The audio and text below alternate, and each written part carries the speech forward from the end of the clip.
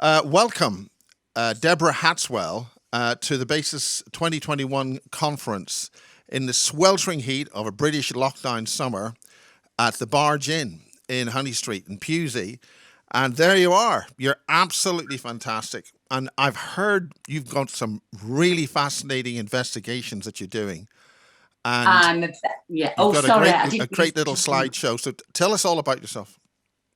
I'm Deborah. I come from the northwest of England. I live in Lancashire, and I've been studying strange phenomena since 1982.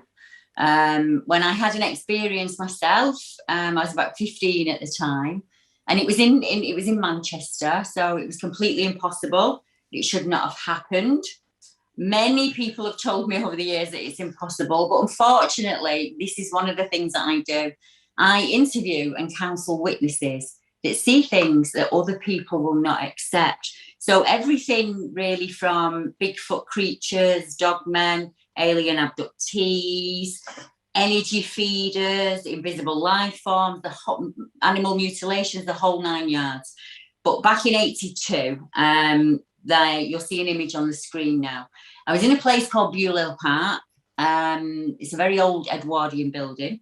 Before that, in the 16th century, it was a building that was visited by Edward Kelly and John Dee.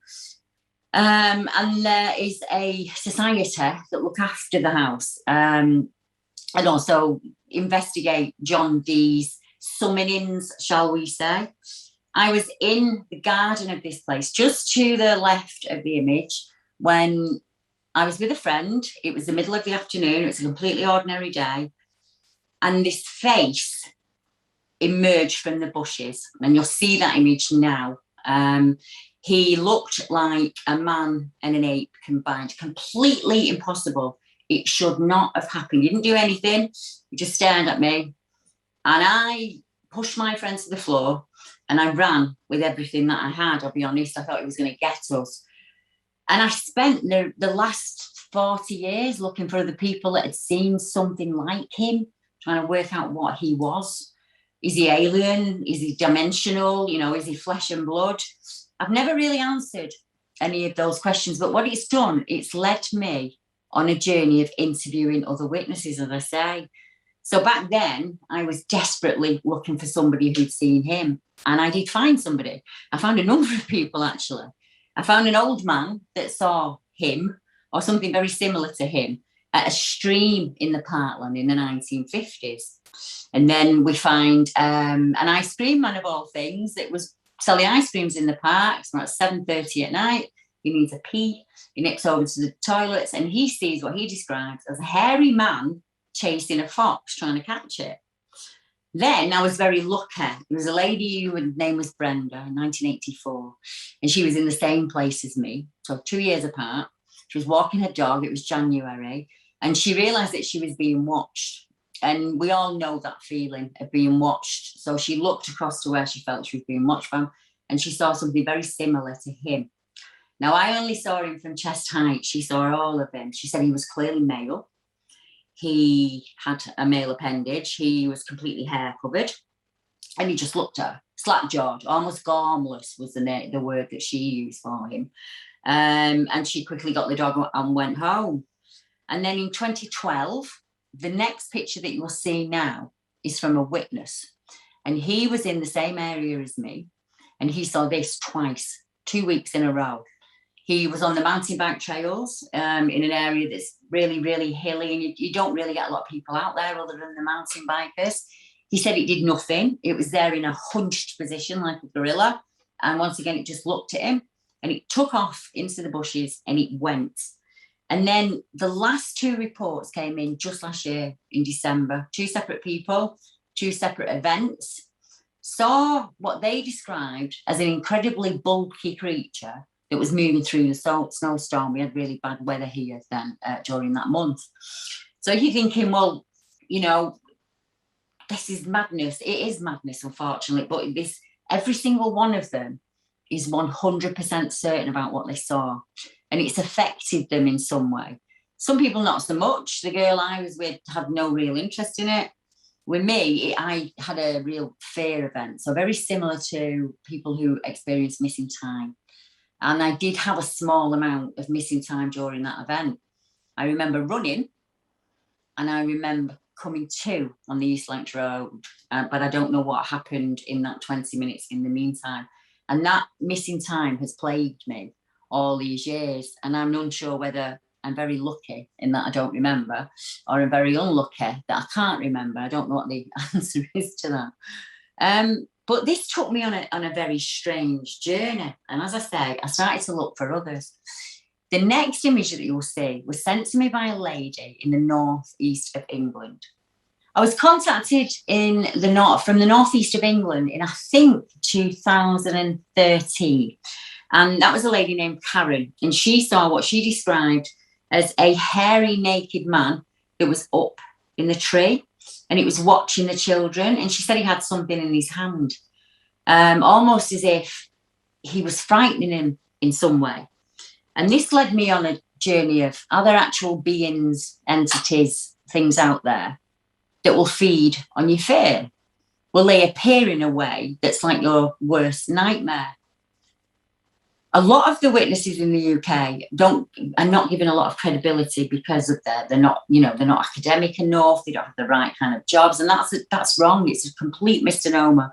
I've spoken to people very high up in the government that have had experiences themselves. And there's a place in Preston, headquarters, civil service headquarters, and we have a lady about 8 p.m. at night. She's in her car. She's driving home from work, ordinary night. She said there's nothing strange going on, anything like that. And she sees a man walking up the road towards her, and she's come to the junction. She looks left to see if anything coming. And as she looks right, this man's face merges into the image that you're seeing on the screen now. She actually found this on Google and said, Deborah, this is the closest thing I can get to him. She said he was incredibly thickly muscled. She called him. Could you explain, just on that subject, could you explain exactly what the merging effect, could you to drill down to this is, some people call it shape shifting or something. It's those details on that. Sorry to interrupt. Okay. No, that's completely fine. That was something that fascinated me as well, because I've heard from other witnesses where they've seen something and it's merged, it's changed its appearance into something either they will accept to get closer to them or will terrify to get the right amount of fear from them. So she said he was an ordinary man. He was a colleague. She knew him from work. He was quite high up. And she said, as she looked to the left, as she first saw him at the right, he was a normal man that she went to work with. She looked to that side, and as she looked back, he merged, and that was the word she used. He lost his human appearance, and he suddenly became very reptilian. She said he was about 8 feet high. He was arrogant and sneering. And she said there was definitely a telepathic connection. She felt like he was reading her mind and searching for something, a memory of some kind. And she said it took everything she had to put the car into gear and drive. And as she did so, he just kind of merged back into the colleague. And I asked her, as I do with most of them, is that the only time you've ever seen something strange like that? And she said, no. When I was in my 30s, we were at a friend's house and there was a number of them. And she said, I wasn't drinking or anything like that. We were just having a coffee and having a chat. And she said, suddenly the man facing me became almost lizard-like in appearance. His eyes changed, they became slitted. His facial features changed. And she said, as quickly as he changed back again.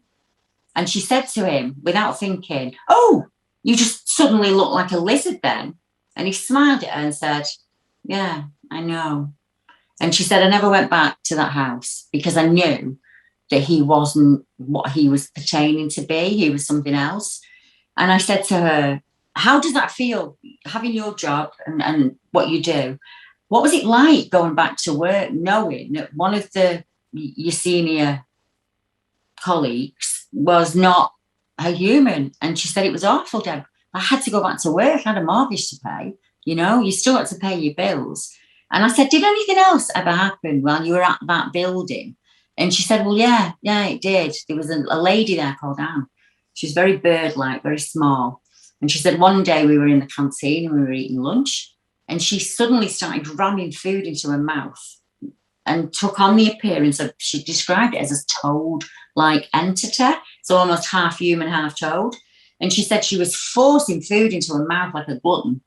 And she realised that the lady had seen her do it, and she once again morphed into a human, an ordinary thin little lady in her 60s. And that left the witness with an enormous amount of trauma. And one of the things I try and do is find somebody else that they can speak to who's been through the same thing. It becomes very validating for them. And it also empowers them in a way. So the next person I could think of to send her to was a chap called Tony. And he's from the northwest of England, around the Liverpool area. He was a serving soldier. He was in his barracks in Germany. And he said he woke up one morning and there was what he described as an reptilian at the end of the bed. He said he distinctly remembers it had a belt, and along that belt it had, he said that he wasn't sure if it was buttons or objects, but below that belt was completely transparent. So there was no lower half, no legs, just the upper torso. And once again, it just stood there staring at him.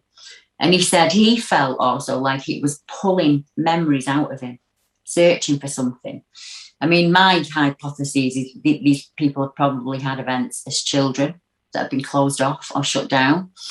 And it's a very similar thing for Tony. How do you go back to work the next day as a serving soldier, knowing that you've seen that in the barracks? And he did report it. He reported it to his senior officer, and he was sent to the medical wing and obviously ridiculed and asked about his mental health. Well, and no, actually, I'd like to just interrupt again there. What did the medical people actually do? Because they may have certain procedures that, as opposed to just dismiss them, did they, on the surface, dismiss them, but on the other hand, take care of, seriously? They kind of told him he was ill, and he probably was just overtired, and that's why he'd seen it. So they were very offhand with him, like it was absolutely nothing. It was massive to him. I met him at Probe in 2019, and he was still then searching. And the last time I spoke to him was about 3 months ago, and he's still saying to me, "Deb, is there anyone out there that you can put me in touch with?" And I said to him, "I don't know anyone else. I don't know where we can go." And one of the reasons me and Miles got in touch with each other is that you'll have people in your audience today that know exactly what you're seeing and why. And there's another lady, Miles, her name's Nell. When she was a child, she saw a reptilian creature in her bedroom. She described him as not green, like almost a beige colour. He was scaled, he was very thick, but he had a hoodie on, like a hooded cowl, she described it as, like a monk would wear. And I've come across that before. I've interviewed people before where they've said that they've seen outside a hooded figure, that you presume you're going to see this ghost or you're going to see this monk or something. But when you look at it, it's reptilian in face and in the way it acts. And they seem to be feeding somehow. I'm sure you'll all understand when I say that.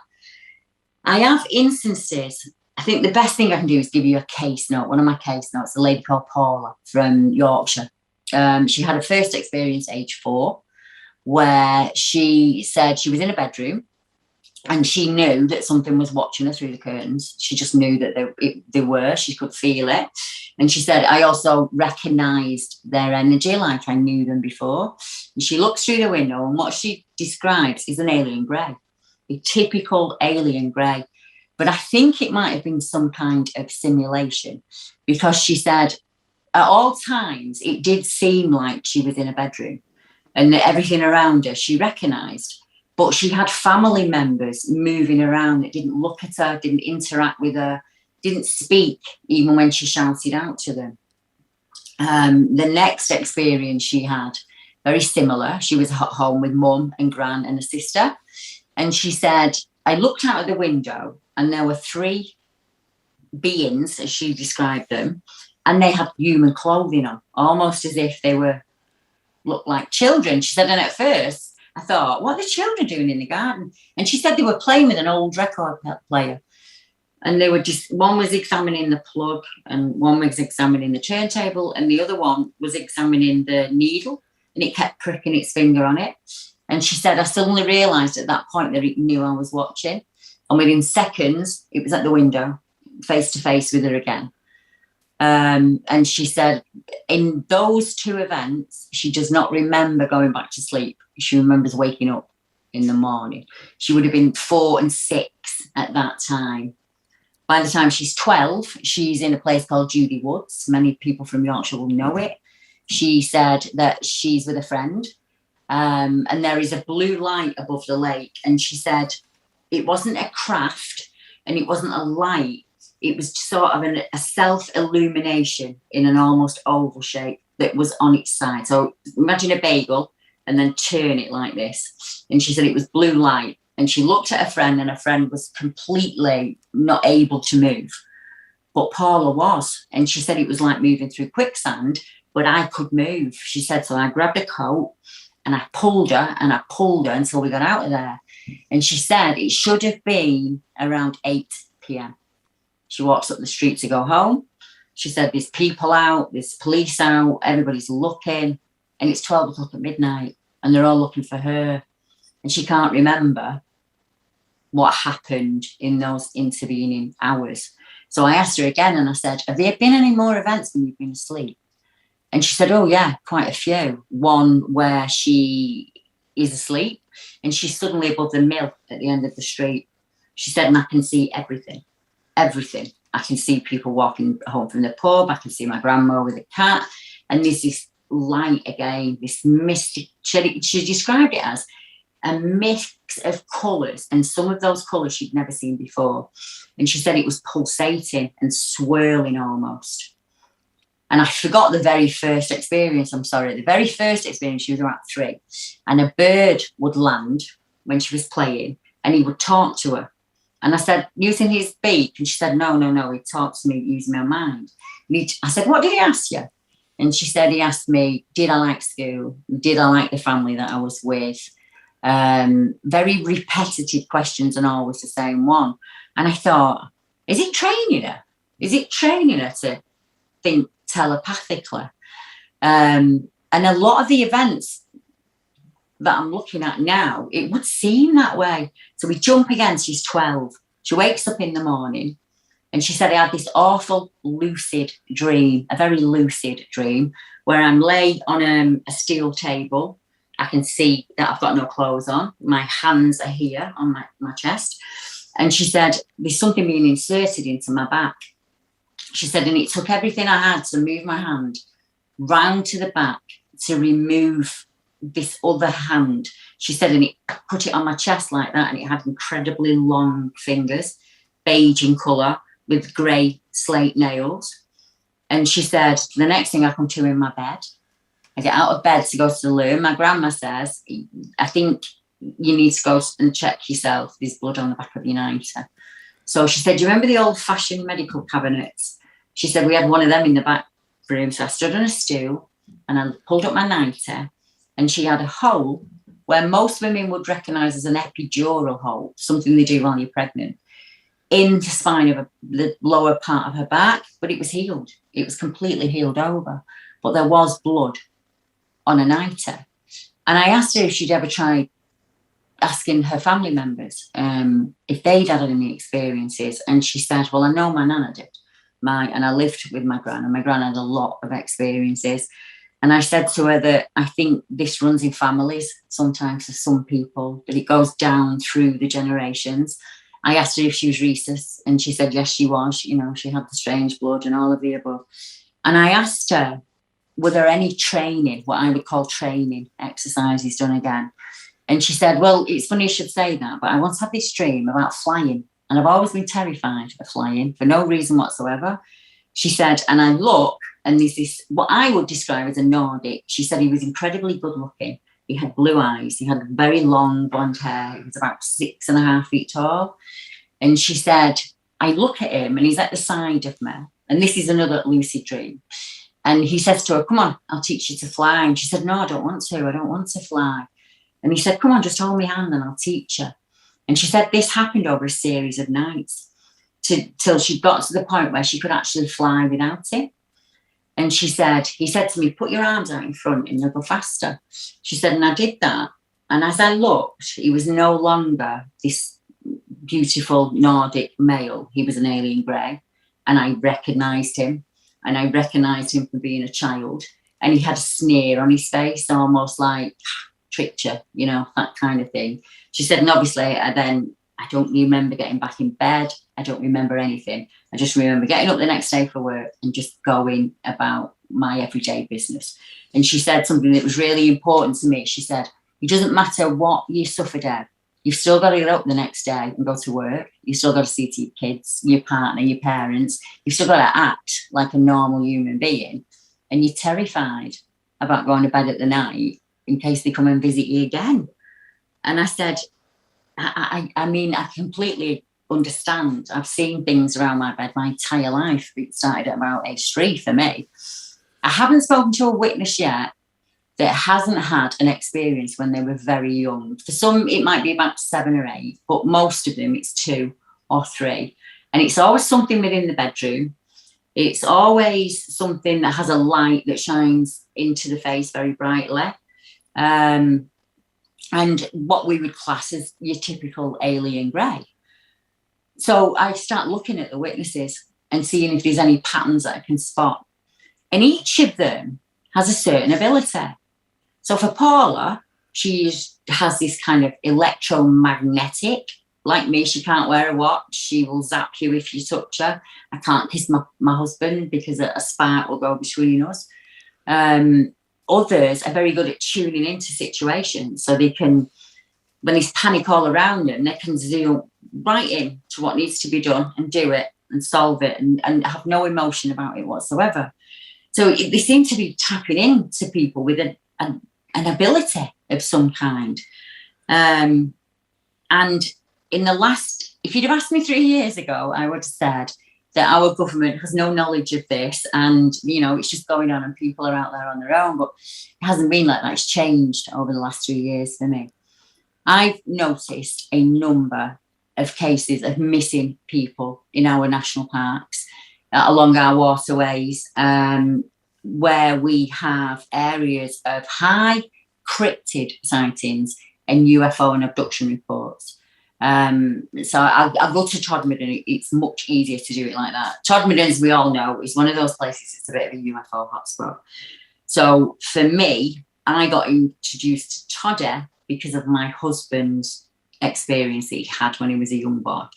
And I realised that I was taking a number of reports that were centred between Jodrell Bank, Winter Hill and Todmorden. And there seemed to be almost a flight path. Gone. 1 second. Yes. Do I have it? That grey, the grey that she saw there, and they were those people she stood at the side of her bed, and they had a grey, almost grey. That looks like a tunic of some kind, doesn't it? But she said they were like greys, but they were tall. Now there's a symbol. There's a symbol on those tunics. Is it a triangle or what? What's the symbol? Can you? I can't make it out. Is this her drawing or your drawing? Yeah, this is her drawing. This is what she drew. Well, so it would be worth asking her that later. Okay. Yes, yeah, I will do. I will. I'm still in contact with her, and she came down to the house just last week because I wanted to get her in a really comfortable position so we could talk about these other cases other experiences that she'd had. Strangely enough, some of them are at Toddy. So on the other side of the moor from me, I'm Todmorden. I'm Winter Hill End, and the other cases are on the other side of the moor. So Winter Hill, for anyone who doesn't know, is a huge aerial installation. Between Winter Hill and Jodrell Bank, there is a secret testing station. I think it's BEA. I think I hope I've got that right. Where they this test is in the David Griffin sort of. Aware of David Griffin? No. Okay. Yeah, so around between that area, very dodgy area. Right. I realised, Miles, that people, the UFO reports and abduction cases I was looking at, sheep mutilations, red-eyed beings, all seem to follow these 2 flight paths. So we have the same going on in Winter Hill as we have going on in Yorkshire. And it's not just those two areas, it's just those are the areas that I'm working on.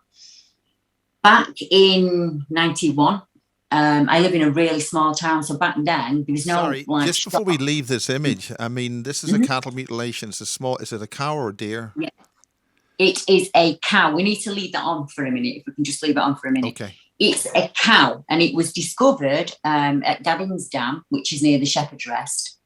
For anyone who knows the moor, a gentleman called Albert Tyas sent me an email and said, Deb, I'm out walking the dog. It was in June last year.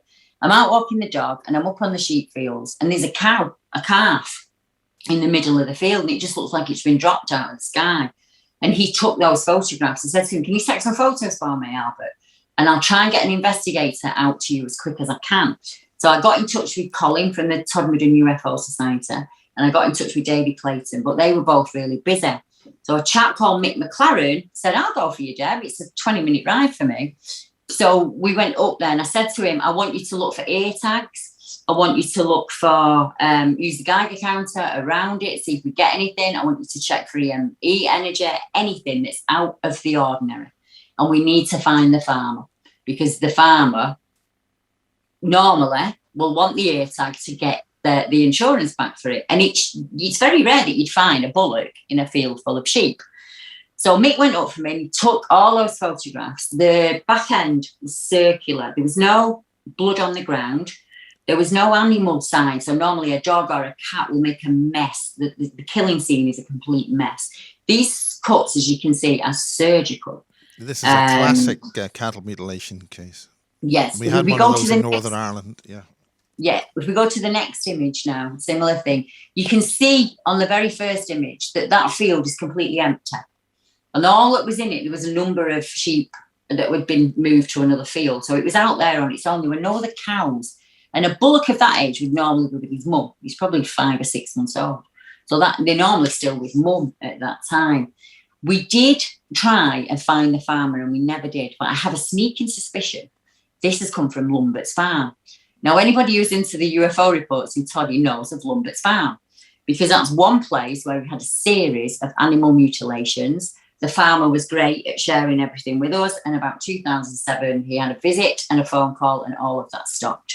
And I think this bullock is from the very same farm. And I'll tell you why I think it is. It stayed out there for 3 months.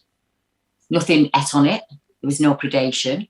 It just stayed there. Nobody claimed the body. And for as far as I'm aware, it could still be there now. There was no pecking of the eyes normally. If a bullock or a sheep dies, vermin come in, so they'll eat the eyes. You can tell when it's animal predation. This is surgically straight and cut. There was no guide. When we used the Geiger counter, there was nothing. We didn't get anything. The area around it, we didn't find anything. Was there less than background radiation near there? Just the same, unfortunately. Yeah, just the same. Sometimes you have less radiation rather than more. Unfortunately, I think it had probably been out there about 5 days before we even heard of it, before Albert came across it. And what I've had to do is I've had to scramble with investigators. They're all volunteers. They're not experts in the field. It's just, can we get somebody there as quick as we can? Because if we don't, we're going to miss out on this energy. Lumbert's Farm is in a very peculiar place, a very high up. I mean, it's absolutely ideal. A chap gets in touch with me, he sees these images and he gets in touch with me and he says, Deborah, I was up there in a car with a wife. He said it was 2012. He said, and we've just got a new car and we went out for a drive. And the next thing we see a craft, a distinct craft, a very strange light. Everything on the dashboard stops. He was incredibly interested and wanted to go towards it. His wife was hysterical. And she just kept saying, just drive, just get out of it, just drive. And he said, in the end, that's what I did. He said, but I didn't fear it. I was really interested in it. When they drive away, they realise they've lost about an hour's worth of time. So what I'm doing now is I'm trying to find somebody because he's willing to be regressed. He said he's more than happy to regress and take them back. The next day, another chap gets in touch with me called Ben. He said, I was out at Gavin's Dam last year, so probably then it was 2019. I was walking the dog. It was about 12:30 at night. He said he sees a light in the sky. And the next thing, it's an hour and a half later, and he's not where he was walking down Stainsfield Drive, and he's about a mile and a half from Stainsfield. So he's moved a mile and a half in an hour and a half time.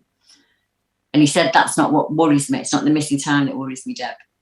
There's a ball in my neck, right on the base of my neck, and you can move it with my finger. Left ear? Is it the left ear? The right, behind his right ear. Okay. And he said, it will move with my finger. So it's the middle of COVID, unfortunately, when we're talking. And I said to him, we need to get the Geiger count. We need to get you near the Geiger counter. We need to test it. We even need to barcode it and see, to see if there's anything. I know that we do use we get a lot of reports, as I said, of cryptids and these, what people can't describe, almost like 9 feet tall, just this black mass, this black shadow mass. We're a little bit crushed for time on this, but your work is absolutely fascinating. And there's a farm in Northern Ireland, the Northern Ireland UFO Society, and those people, I think they've got a couple of groups there. They've one farm in the Sperrin Mountains with 200 cases. I have an account in the Sperrin Mountains of a 7-foot tall hair-clipped creature that is walking down, is it Mulligar Have I said it right? This is the strange tale of my husband. In 19... The wolf? Flip it. You've got the 91, Wolfman? Yeah. Well, we can do the Wolfman if you want. Yeah. I really wanted to talk about my husband's event, though, because you might be able to... He's never really opened up to anyone about it, Miles. So I had a chat with him and he said, okay, talk about it, Dad, just talk about it. So he's about 19, 20. He's got 3 friends with him. And we live in a really small town. So if 9 o'clock at night, if you run out of cigarettes or anything, you have to walk to the motorway. So that's what they're doing. He said it was about 1 a.m. All 4 of them are walking down the road. And the next thing they all remember is they come to on the top of an ancient barrow. They're head to head. So like each head touching in a cruciform, and there's a light above them. And he said they all swore at once, like, what was that? And he said the light shot up at speed. It went this way, that way, this way, and then shot off to Winter Hill. So I said to him, will you let me interview your friends? So we found them all, and I interviewed each one of them. And one of them said to me, he's watched the skies ever since. He said he was 21. He said, I remember it. He said, but you know what Mark's forgotten, Dad? When we come round, it was as if we'd already been to the garage. We all had things in our hand, but we all had each other's things in our hand, and an hour and a half of time had gone missing. And my husband really struggles with that hour and a half of time. He's got a triangular scar on his arm from that incident. Could you describe that in a bit more detail? Is it the flat at the top or flat at the bottom? It's flat at the bottom. And it looks like, I wouldn't say a burn, more like, do you remember in the old days when you'd have smallpox or your TB and it would make an indentation in your arm? It looks like that, but in a triangular pattern. And it's kind of, the bottom's here, and then it goes like, it's only small, about the size of my nail, but it's there. So, as I say, one of the lads is named Lee, and I'm interviewing Lee. And we're on FaceTime. So he's in his house on one side of the estate and I'm in mine. And as I'm interviewing him, my phone's blowing up and I'm thinking, I look at it and people are saying, there's lights above the house, Deb, there's lights above the house. So I didn't know if it was just my friends pulling my leg. So I finished talking to Lee and he sends me this image.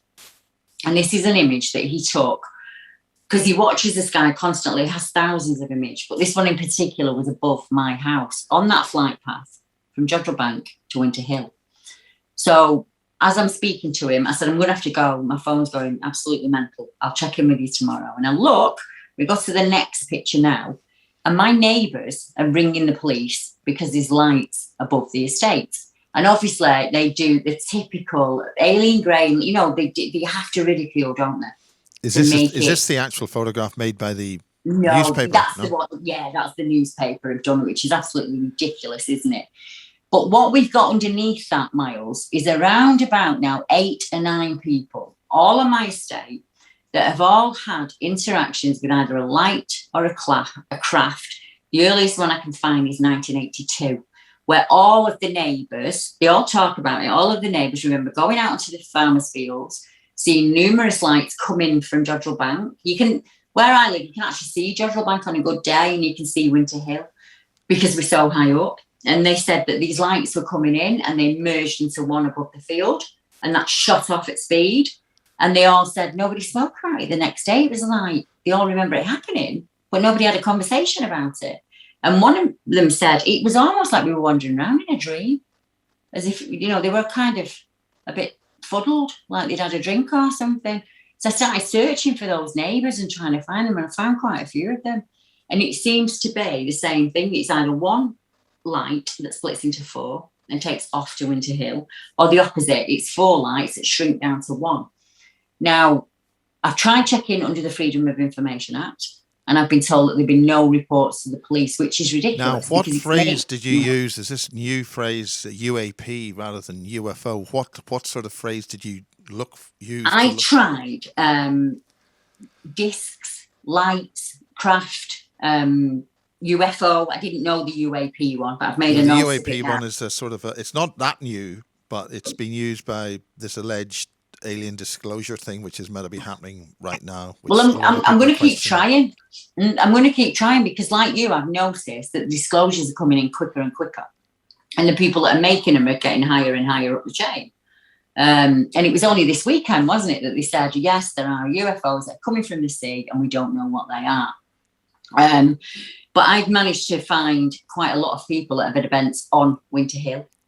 And some that have had Jodrell Bank crew, that kind of area, and like you said, Tom, we're stuck for time. I did work for BBC Manchester. I did close it down, but Winter Hill certainly lots of questions there. I don't want to go into it right now. I am absolutely so grateful to see you and to have you at the conference in this short insert.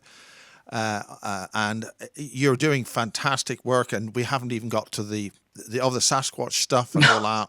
Until next time, Deborah, until next time, with a Bases Actual, thank you so much for your efforts and research, and you're doing a great job. This is brilliant, and the best of luck to you. Thank you, Deborah. Thank you very much. If anyone wants to find me, just get in touch with Miles. He has my email, and just send me an email across. And if I can't help you, I'll find somebody that can. Good. Thank you. Thank you.